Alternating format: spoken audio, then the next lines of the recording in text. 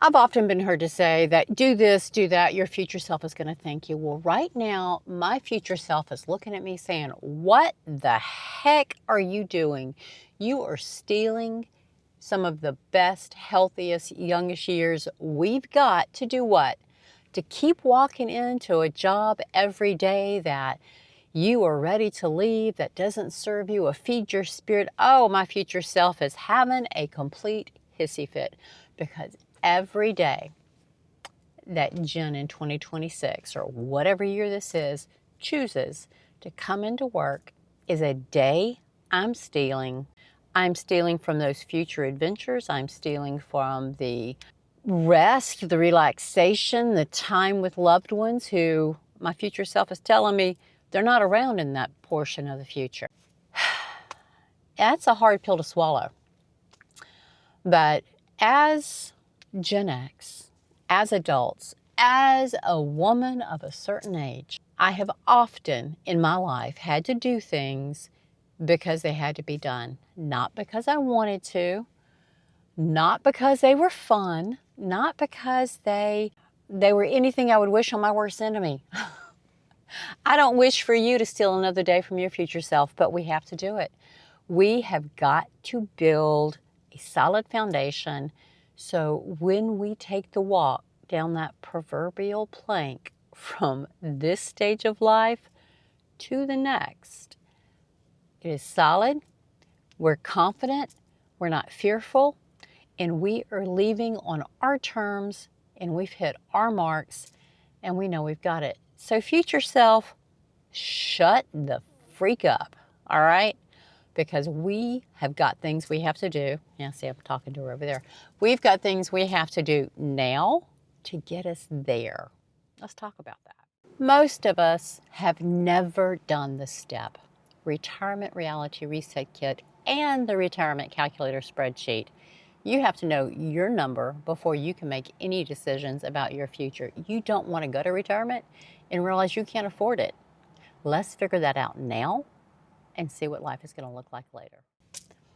So I'm just coming back from, well, I took 10 days, 2 weekends, a holiday, and 4 PTO days, which are ever so precious because the company, no, not the company. My company did not do it. My management put hard bumpers on PTO, who can take it when, how many people let's not even get into that. That's a rant for another day.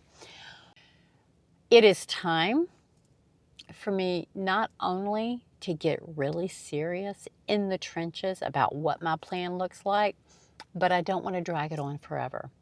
So we sat down several times and I revisited our current budget, our concurrent retirement budget. We laid it aside what we've got in retirement, anticipated growth, current expenses, what would happen if I didn't have this job, which includes the health care coverage, etc. we would have to pick up. And we made the decision that it behooves me to keep working for many reasons. Reason number one, I am tethered to this city because I take care of my mom, and I flippantly say she's still breathing. Well, she is, but she's still with us. She's still cognizant. She still recognizes us. Reason number two, though, and honestly, it's right up there with taking care of my mom, who remembers who I am but doesn't remember when I'm there. It's the paycheck. Let's just be honest. I am here right now talking to you from this parking spot because I like my paycheck. I like my paycheck and I like my benefits. Reason number three, I don't hate what I do. I still enjoy most of it. The closer I get to meeting my personal goals to take the walk down the foundational plank, and by plank it's just a metaphorical Pirates of the Caribbean thing, but I love it less today than I did 5 years ago, but I was a different career track girl 5 years ago. I know now that the fat lady's warming up. She is starting to me on my career, and that is okay. I will not miss my career. Am I going to miss the people I work with? No, there's a few I'll stay in touch with, but I'm long enough in the tooth to realize that most people we work with, I wouldn't say they're fair weather friends, but they're fair employment friends. They're here in my life because we all show up at the same location, the same street address to spend our 8, 9 hours together. Some people call it, oh, it's your work family. No, no, it is my coworkers. That's what it is.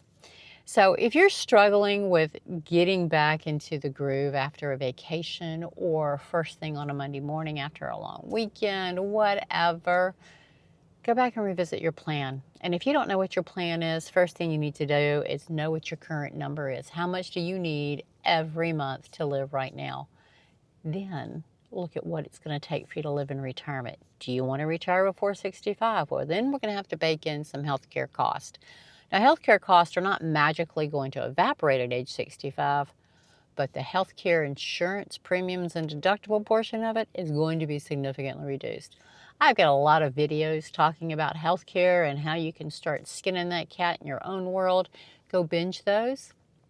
I encourage you, like, share, subscribe, keep coming back, read the comments. The community that's building around this topic it's warming my soul, and it's so reassuring to know that I am not the only one in this transition portion of life.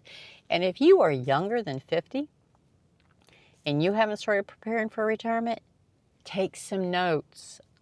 20s and 30s, yeah, we all thought we were young, bulletproof, and invincible back then. But if we could go back and whisper to ourselves to start socking $50 a month away, it's going to change your life.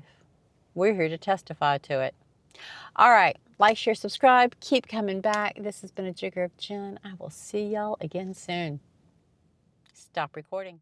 But I did give myself some time to go decompress, to spend precious, precious time with my husband who lives in another state, to check out of the daily grind, to even with my side hustles, I tamped them down. Before I left, I went through a flurry of get a lot done so that while I was there, I didn't have to worry about stealing time from us, from what we wanted to do, the things we were getting done, the conversations we were having, just the meandering conversations about nothing over coffee in the morning because we just happen to be there together and we like hearing what each other has to say.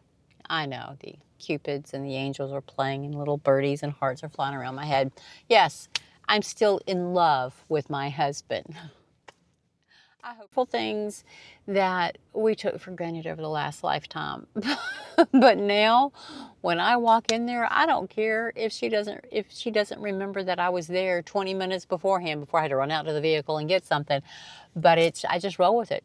Hey, Jen, it's so good to see you. I haven't seen you. What has it been? How many weeks has it been, etc.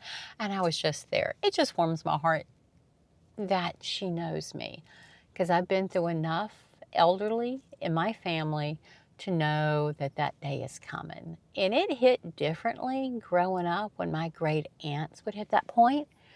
It hit differently when my grandmother hit that point. Yeah, she did get to that point before she passed. But it's going to be very different when it's my mom. Okay, before I get leggy. So I'm tethered to this city for one main reason, and that is my mom. I do a lot. We all do a lot. I've got 4 sisters. We love her. We do what we can for what our lives will allow us to do, and we will shepherd her into the end of this lifetime together. All right, enough of that.